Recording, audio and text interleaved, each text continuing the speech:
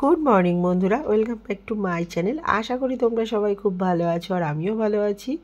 তো ঘুম থেকে উঠেই যথারীতি যেরকম কাজ থাকে সেগুলো সব কমপ্লিট করে এক কাপ চা করে নিজে খেয়ে নিলাম। আর বড়মশাইকে তো ওই 6:30 পৌনে 7টার দিক দিয়ে করে দিয়েছিলাম, ও তো খেয়ে তখনই বেরিয়ে গেছে। আর আমি এখন কিন্তু অনেকটা বেজে গেছে। যাই হোক, আমি প্রথমেই চা খেয়ে নিলাম, নিয়ে নিজের কাজগুলো করব বলে চলে আসলাম। কিছুটা আটা বেশি করে মেখে নিয়েছি, সেটা বক্সে ভরে রেখে দিলাম, রাতে হয়ে যাবে। আর এখন যেটা লাগবে সেটা মেখে টেকে সাইডে ঢেকে রেখে দিলাম। আর ওই যে সাইডে দেখলেন একটা থালার মধ্যে ওটা লাউ কাটা ছিল, তো লাউটাকে সাইডে সরিয়ে রাখলাম। প্রথমে রুটিটা করব, তার জন্য দেখো তাওয়া বসিয়ে দিলাম। আর এই যে ছোট্ট দেখছো না, একটা কাপড়ের টুকরো নিয়ে নিয়েছি। এটার উপর রুটিটা বেললে একটা সুবিধা হয় কি বলো তো, এই আটার গুঁড়োগুলো না সাইডে পড়ে না, এটার উপরেই পড়ে। যাই হোক, ওই কারণে ওই কাপড়টা আমি দিয়ে নিই। তো চলো রুটিগুলো বেলে নিই, ভেজে নিই, তারপরে লাউ করবো। তো লাউটা করেছিলাম ওই যে এর আগের দিনে যে কাদা চিংড়ি এনেছিল না, ওটা দিয়ে কিছুটা দিয়ে লাউ করেছিলাম, আর কিছুটা তো বড়া ভেজেছিলাম। যাই হোক, ভয়েস তো পরে দিচ্ছি, সে যা খেতে হয়েছিল কি বলবো। লাউটা কিন্তু দারুণ ছিল, কিন্তু চিংড়ি মাছটা তো ওই একদম গুঁড়ি গুঁড়ি ছিল, যে কারণের জন্য একদম আমার তো ভালো লাগেইনি। তো আমার বড় মশা সবজি খেতে ভালোবাসে, সে বাবু মহান আনন্দে খেয়েছে, তার কোনো অসুবিধা হয়নি। তো দেখো, তোমাদের সাথে কথা বলতে বলতে রুটি বেলে ভাজা হয়ে গেল, এবার সেকার পালা। আর এই যে ছোটো হটপটটা, এটাতে না আমার বেশ রুটি হয়তো গুছিয়ে রাখতে হয়, মানে ফোল্ড করে রাখতে হয়, কেননা ওটা তো একদম ছোট, কিন্তু রেখে খুব আরাম, জায়গা বেশি লাগে না, একদম ছোট্ট একটা হটপট। আর করি তো 5টা কখনো 6টা রুটি, যে কারণের জন্য আমার এই ছোটো হটপটটা আমার খুব ভালো লাগে। আর বড়ো হটপটটা আমার যেন ব্যবহারই করা হয় না, আর রেখে দিয়ে দিয়ে নষ্টই প্রায় হয়ে গেল। তো যাই হোক, দেখো রুটিগুলো গুছিয়ে টুছিয়ে রাখলাম, এবার চলো লাউটা বসিয়ে দিই। আর চিংড়ির বড়াগুলো খেতে কিন্তু সত্যিই দুর্দান্ত হয়েছিল, তোমাদের বলছিলাম হয়তো একটু আগে। তো ওদিকে দেখো কড়াই বসিয়ে দিলাম, আর লাউটা ওইদিকে নিয়ে নিলাম। লাউটা আমি আগেই কেটে নিয়েছিলাম। আর লবণ ঢালতে হবে, লবণের কোটোটা দেখছি ফাঁকা হয়ে গেছে, তাই ভাবলাম না চলো লবণটাকে ঢেলেই নিই। রান্না করতে গেলে লবণ হলুদ যদি কোটোতে ঠিকঠাক না থাকে, শুধু লবণ হলুদ বলে না, সমস্ত মশলাপাতি তেল যা লাগে সেগুলো যদি ঠিকঠাক না থাকে না, তাহলে দেখবা রান্না করতে ভালোই লাগে না। আর এগুলো ভরা ভরা থাকলে মনটাও ভালো লাগে, রান্না করতেও ভালো লাগে। তো যাই হোক, কিছুটা দিয়ে একটু লবণ দিয়ে নিলাম যাতে একটু নরম হয়ে যায়, তারপরে বাদবাকিটা দিয়ে দিলাম, দিয়ে ঢাকা চাপা দিয়েই করবো। তো চলো এদিকে ঢাকা দিয়ে দিলাম, আর ওটাতেও নামিয়ে নিয়েছে। আর ওই যে মাছ, এই মাছটা হচ্ছে সেই পার্শে মাছের ঝোল ছিল আর কি, ওটা ধনেপাতা দিয়ে দিলাম। এদিকে দেখো লাউ, কাদা চিংড়ির বড়া, তারপরে বেগুন পোড়া, আর হচ্ছে মেয়ের ভাত ভাজা তোমাদের দেখিয়ে দিলাম। এদিকে বর চলে এসছে, বরকে আগের দিনের পালং শাক আর বেগুন পোড়া দিয়ে খেতে দিয়ে দিলাম। দিয়ে আমার যে রান্নাবান্নাগুলো হয়েছে ওগুলো সব টেবিলে গুছিয়ে রাখলাম, আর মেয়ের ভাত ভাজাটা টেবিলে দিয়ে দিলাম। মেয়েকে বললাম তুইও খেয়ে নে একেবারে, আর আমিও খেয়ে নেবো। দিয়ে রান্নাঘরের অনেক কাজ আছে, সেগুলো করতে হবে। তো যাই হোক, খাওয়া হয়ে গেছে। দেখো কতগুলো বাসন জমেছিল, বাসনগুলো সব মেজে নিলাম। নিয়ে ভাবলাম সময় যখন হাতে আছে তাহলে কাজটা করেই নিই। কাজ বলতে কি বলো তো, এই যে টালিগুলো দেখো না, কিছুদিন পর পরই অপরিষ্কার হয়ে যায়, তো ডিপ ক্লিন তো করা হয় না, ওই কোনো রকমে মুছি, কোনো রকমে পরিষ্কার করি। তো যাই হোক, আজকে ভাবলাম না চলো একটু স্কচব্রাইট দিয়ে আর ভিম বার দিয়ে ভালো করে ঘষি। ভিম বার তো না, ভিম লিকুইড দিয়ে। তো এদিকে কাচের জানলাটা একটু মুছে নিলাম, নিয়ে কাঁচগুলো আর কি ওটা একটু জল টল দিয়ে পরিষ্কার করে নিলাম। দিয়ে ভাবলাম গ্রিলটা যেটুকু অন্তত দেখা যায়, মানে হাতের নাগালে যেটুকু পাই সেটুকু পরিষ্কার করি। প্রচণ্ড গ্রিলটা নোংরা হয়েছিল জানো না, তো স্কচব্রাইট দিয়ে ঘষে ঘষে ভালোই পরিষ্কার হয়েছে দেখলাম পরে। দিয়ে বাটি করে জল দিয়ে দিয়ে একটু ধুয়ে দিলাম। আর এদিকে টালিগুলো তো ওই মানে নর্মালি মুছেছি আর কি, টালিগুলো খুব সুন্দর পরিষ্কার হয়েছিল। তো যাই হোক, সব কিছু ক্লিন করা কমপ্লিট। এবার গ্যাসের নিচটাই তো প্রচুর জল জমেছিল, যেহেতু জল দিয়ে দিয়ে ধুয়েছিলাম, তো গ্যাসের নিচটা একটু পরিষ্কার করে নিলাম। নিয়ে চলে আসলাম এই পাশে। এই পাশের টালিগুলো তো সবসময় পরিষ্কার করাই হয় না, ওই সামনেটা যেটুকু দেখছো গ্যাস আর গ্যাসের সামনেটা সেটুকুই পরিষ্কার করা হয়।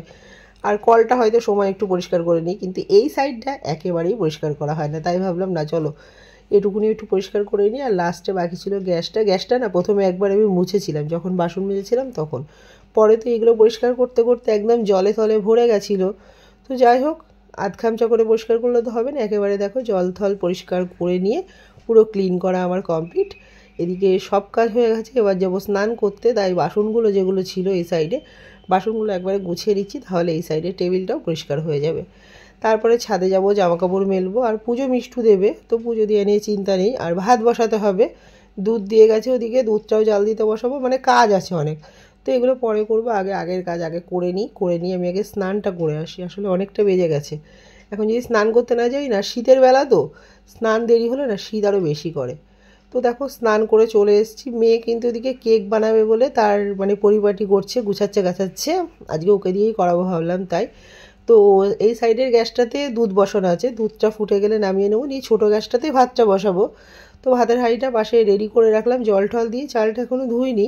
দুধটা নামিয়ে নিয়ে এই ছোটো গ্যাসে ভাতটা বসিয়ে দেবো, টিপ টিপ করে হতে থাকবে, আমার অত সমস্যা নেই, কারণ ভাত খেতে খেতে আমাদের ধরো 1টা 2টো তো বেজেই যায়। যাই হোক, ওদিকে ভাতটা বসিয়ে দিলাম। আর দেখো টালিগুলো কেমন পরিষ্কার হয়েছে, তোমরা আশা করি বুঝতেই পারছো, খুব সুন্দর পরিষ্কার হয়েছে। গ্রিলটা দেখেছো, দারুণ লাগছে। তো চলো, সব কিছু তোমাদের দেখানো হয়ে গেল, এবার আমি চলে আসলাম ছাদে। একটা যে জামা কাপড় হয়েছে, জামা কাপড়গুলো মেলবো। আর সাথে দেখো জলের বোতল দুটো রোদে দিয়ে দিলাম। মেয়ে স্নান তো এখন অনেক দেরি আছে, তো মেয়ে স্নান করে পুজো দিতে আসবে, তো তখন এই জলের বোতলগুলো নিয়ে যাবে। ভাত হলে তো গ্যাসে গরম করে খেতেই হয়, সারাদিন তো এত গরম জল খাওয়াটাও ঠিক না, তাই না বলো? বন্ধুরা, এখন বাজে প্রায় 1টা বাজেনি আর কি। তো এই স্নান সারলাম, সমস্ত কাজকর্ম কমপ্লিট, জামা কাপড়গুলো মেললাম, জলগুলো রোদে দিলাম।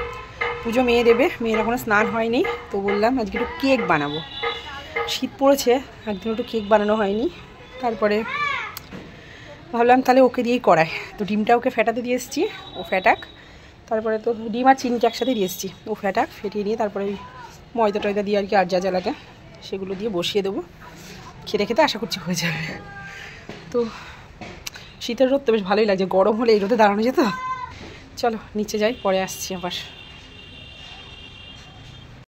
দেখো আমার কন্যার প্রয়াস, দেখিস আবার ডিমের বাটি উল্টে না যায়।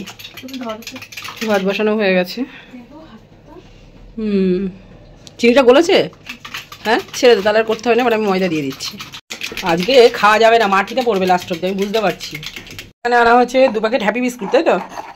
Happy happy. তো এখন এটা মিক্সিতে দিয়ে গুঁড়ো করে নিয়ে তারপর আসছি।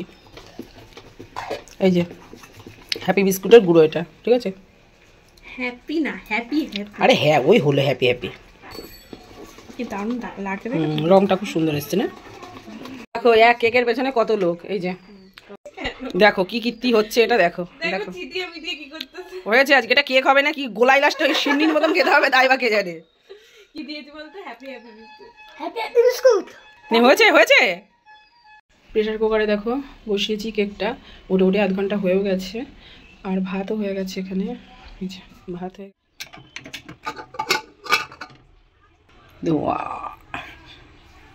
সুন্দর ফুলেছে দেখো।